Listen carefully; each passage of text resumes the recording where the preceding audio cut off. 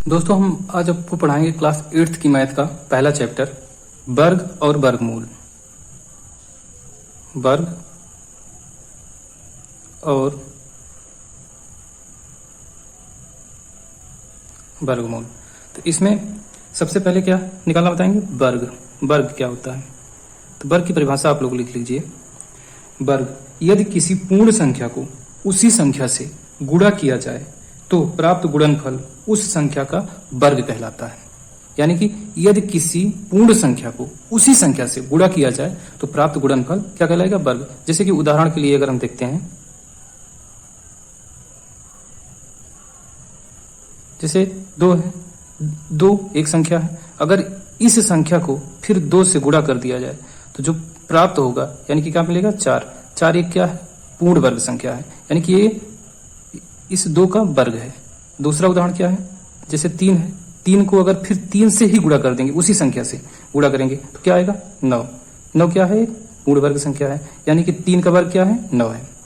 जैसे अगर 4 हो गया, 4 एक संख्या है, अगर 4 को फिर 4 से गुणा कर देंगे तो जो हमको गुणा करने पे प्राप्त होगा यानी कि क्या प्राप्त होगा? 16।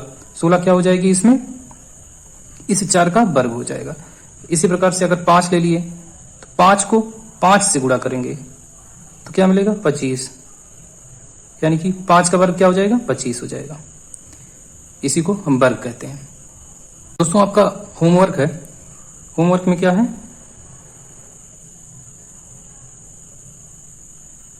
होमवर्क में क्या है? 1 से 1 to 20, 1 से 20 तक वर्ग निकालेंगे आप लोग।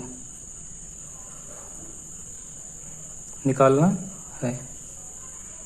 हम इतना बताए हैं आपको, 1 से 20 तक का वर्ग निकालना है। ठीक है, वर्ग बताएं वर्ग क्या होता है। तो होमवर्क में क्या है? 1 से 20 तक का वर्ग निकालना है और आपको याद भी करना है इसको। इसके बाद हमको क्या जानना है? पूर्ण वर्ग। पूर्ण वर्ग। पूर्ण वर्ग। पूर्ण वर्ग, इसकी सबसे पहले परिभाषा हम जानेंगे। पूर्ण वर्ग किसको कहते हैं?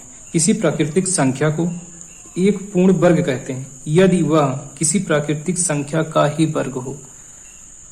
किसी प्राकृतिक संख्या को एक पूर्ण वर्ग संख्या कहेंगे यदि वह किसी प्राकृतिक संख्या का ही वर्ग हो। जैसे उदाहरण के लिए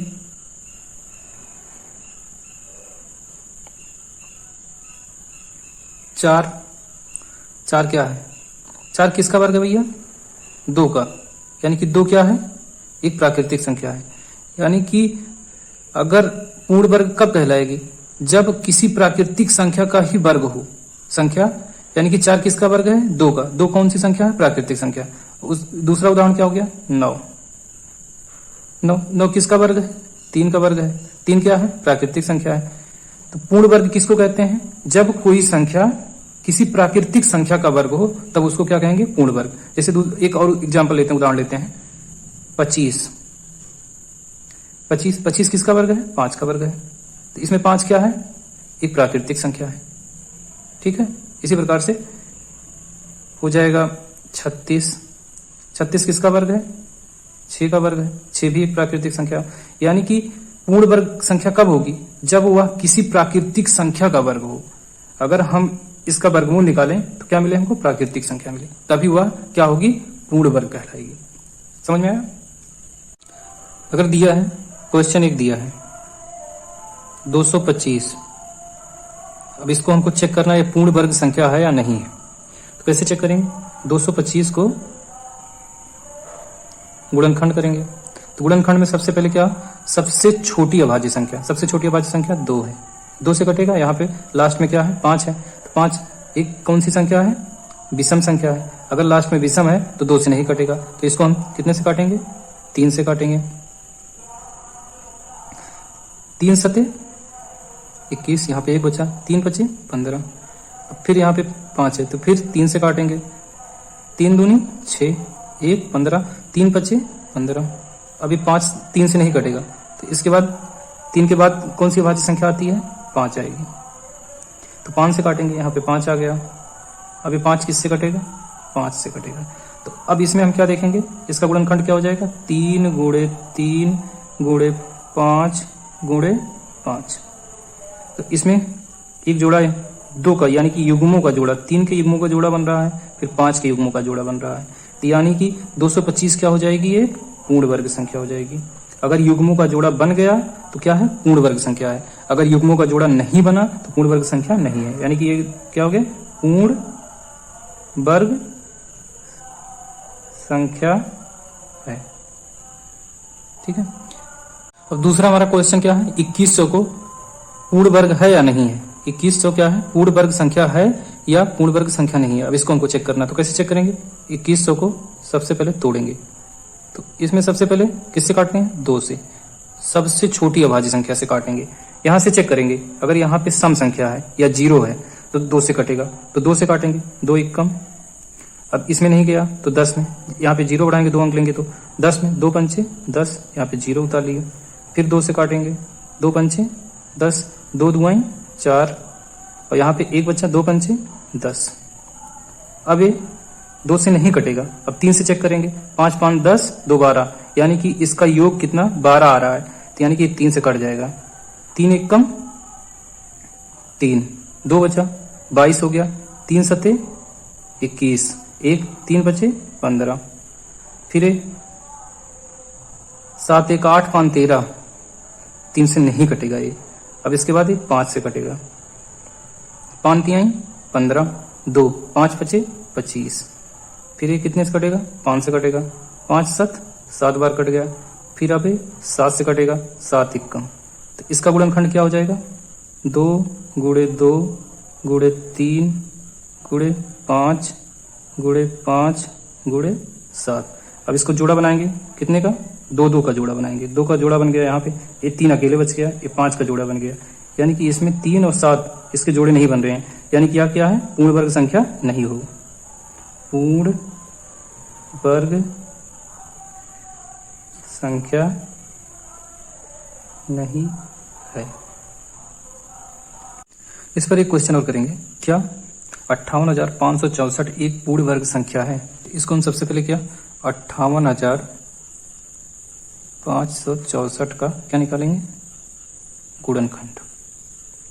तो यहाँ पे क्या है, सम संख्या, तो 2 से कटेगा ये, 2 दुआएं 4 1 18, यानी कि 2 9 18, फिर 5 में 2 दुआएं 4 1, 2 8 16, 2 दुआएं 4, फिर यहाँ पे सम संख्या, फिर 2 से कटेगा ये, 2 एक कम 2 चौका, यहाँ पे 1 बचा, 2 चौका 8, 1 बचा 12, यानी कि 2 छम 12। अब इसमें 8 में 2 चौके 8, 2 एक कम 2। अब यहाँ पे 1 आ गया, ये नहीं कटेगा, 3 से चेक करेंगे। 3 से काटने की क्या विधि है, यानी कि जो संख्या है इसको पूरा जोड़ लेंगे। अगर जोड़ने के बाद 3 से कट जा रहा है तो 3 से कटेगा, यानी कि जोड़ेंगे तो क्या आएगा, 1 4 5 और 5 6 11 4 15 1 16, यानी कि ये संख्या क्या है, 3 से कटेगी 16 नहीं कटेगी, यानी ये 3 से नहीं कटेगा। तो 3 के बाद कौन सी आती है संख्या, 5 आती है अभाज्य में। तो 5 से कटने का क्या नियम है, अगर इकाई का अंक 0 हो या 5 हो तब 5 से कटेगी। फिर 5 को छोड़ देते हैं, 5 के बाद कौन सी अभाज्य संख्या आती है, 7 आती है। 7 से कटेगा, चेक करते हैं, 7 दुआएं 14, ये कट गया, यहाँ पे नहीं गया तो 0 बढ़ाएंगे, यानी कि 64 हो गया। 7 8 56, 7 9 63, यहाँ पे 1 बचा 11, तो 7 से 11 में काटेंगे तो क्या आएगा, नहीं कटेगा, तो यानी कि 7 से भी नहीं कटेगा। तो इसके बाद कौन सी संख्या आती है, 8 नहीं होगी, 9 नहीं आती हो, यानी कि 10, ये भी नहीं, अभाज्य संख्या 11 है। तो अब इसको 11 से काटेंगे। 11 से काटने का क्या नियम होता है, यानी कि जो विषम स्थान पे है 1 6 1, इसको जोड़ते हैं, और जो सम स्थान पे उसको जोड़ते हैं, उसका अंतर अगर 0 हो जाए या उसका अंतर 11 से कट जाए तब क्या होगा, विषम स्थानों पे क्या है, पहले 1 6 1 7 7 1 8, विषम स्थान पे 8 है, और सम स्थानों पे 4 4 8, दोनों का अंतर निकालेंगे, सम स्थान और विषम स्थान। अगर ये 0 आए या 11 से कटने वाली संख्या आए तब क्या होगी, 11 से कटेगी, यानी कि इसको 11 से काटते हैं। 11 एक कम 11, यहाँ पे 3 बचा, 11 3 33, फिर यहाँ पे 36 था तो 3 बचा, फिर 11 3 33, यहाँ पे ये जब 3 बचा था 34 बचा था, 11 3 33 1 बचा, तो 11 एक कम 11, यानी कि 11 3 33, यानी कि 36 में से 33 निकला तो 3 बचा, यहाँ पे 34 आ गया, तो 34 में 11 3 33, एक बचा 11 एकम 11, फिर अभी 11 से कटेगा तो 11 एकम 11, यहाँ पे 2, 11 दूना 22, 1 11 एकम 11, फिर अभी 11 से कटेगा 11 एकम फिर 11 एकम, अभी 11 से कटेगा 1 आ गया। अब इसका गुणनखंड क्या हो जाएगा 2 गुणे 2 गुणे 11 गुणे 11 गुणे 11 गुणे 11। अब इसका जोड़ा बनाएंगे 2 का एक जोड़ा बन गया, 11 का एक जोड़ा बन गया, फिर 11 का एक जोड़ा बन गया, यानी कि यह संख्या क्या है पूर्ण वर्ग संख्या है।